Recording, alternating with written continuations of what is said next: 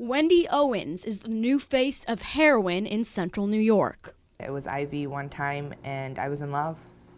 I was in love. And from that day on, it was a love-hate relationship, me and heroin. Just looking at this 25-year-old Ithaca native, you would never guess that she was addicted to heroin for almost 5 years.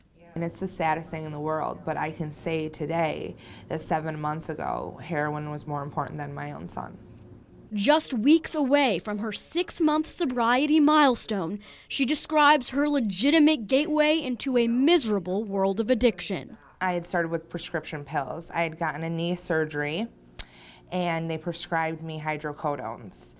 And I liked it.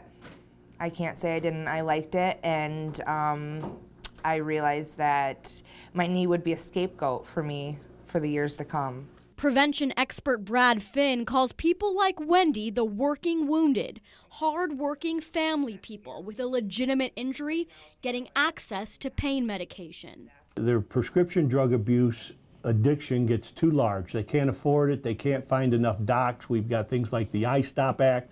So it's difficult to get scripts, so people turn to the street-level substances such as heroin. People who never imagined they would be an IV drug user. I was petrified to get my blood drawn. I mean, I would cry with a flu shot.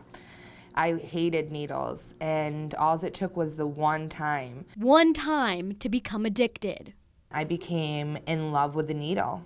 I did, and I know that sounds crazy, and it sounds crazy to me, but it was to the point where sometimes if I didn't have it, I was shooting water. Just one time to lose everything. That's not just my story, that's every heroin addict's story that I've talked to. They lost everything in such a short period of time. The new face of heroin that knows no boundaries. Reporting from Syracuse, I'm Dora Scheidel.